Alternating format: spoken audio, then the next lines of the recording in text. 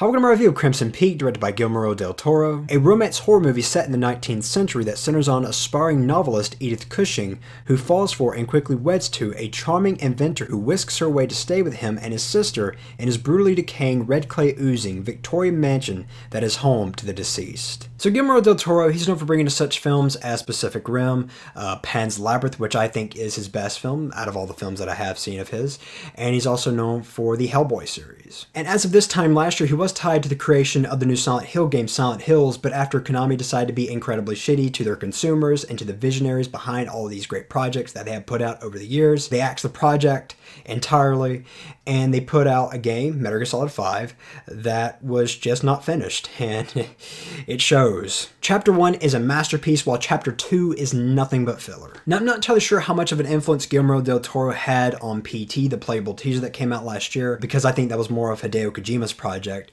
but the reason I bring something like that up is because PT is by far, hands down, the scariest thing I have ever experienced in any medium that is fictional. And what provides horror video games a significant upper hand over something like horror movies is that in horror video games, you're actually experiencing what you're witnessing, while in movies, you're just simply watching somebody else get scared. So watching horror movies, they don't quite give me the same experience that I once had before I played my first horror video game. And let's face it, there are a lot of shitty horror movies out there. So now for the big question, how is Crimson Peak?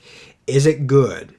Is it scary? Well, first of all, visually, the film is quite immaculate. The visual effects are definitely not bad. The ghosts, they look and sound incredibly creepy. The cinematography is marvelously jaw-dropping, and the production design, it is just drenched in pure gothicness. And towards the beginning and the ending of the film, there are some excellent uses of gore that had everyone in the theater, including myself, cringing, but in the absolute best ways. The first and third acts are by far the most engaging in this film, and in the first act, you get to see Edith Cushing, played by Mia Wasikowska, interact with this male-dominant society, and I found that to be engaging. She's a writer who so desperately wants to be taken seriously, but unfortunately can't because she's a woman, and I think the first act does a really good job at setting up her character, making her somebody that is likable, somebody that you want to follow.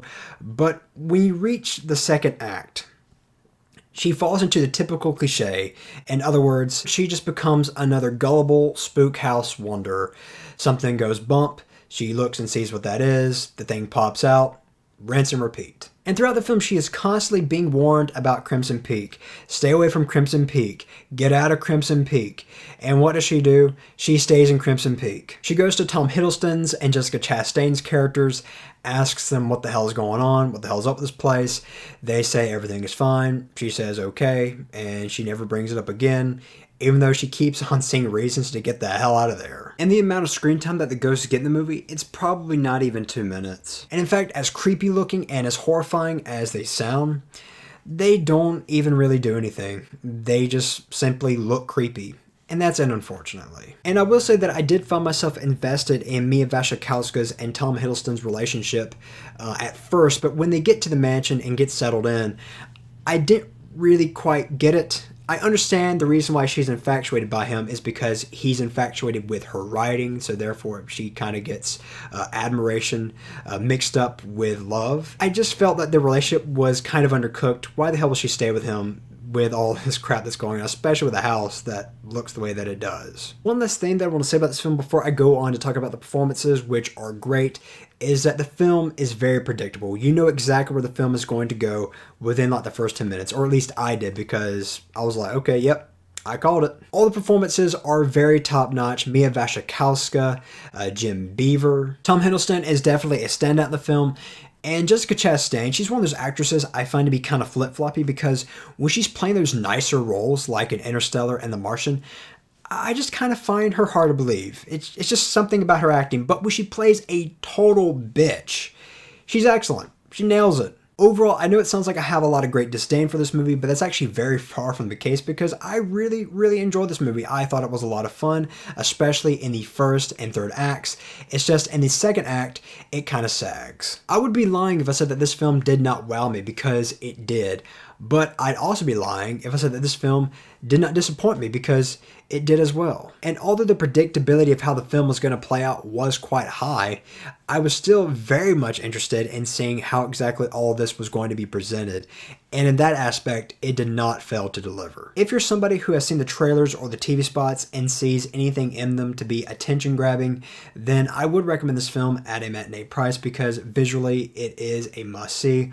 While if you're somebody who has seen the trailers, the TV spots, and sees nothing worth seeing, then you're probably not going to enjoy this film at all. So I'm going to give Crimson Peak a decent 3.5 out of 5.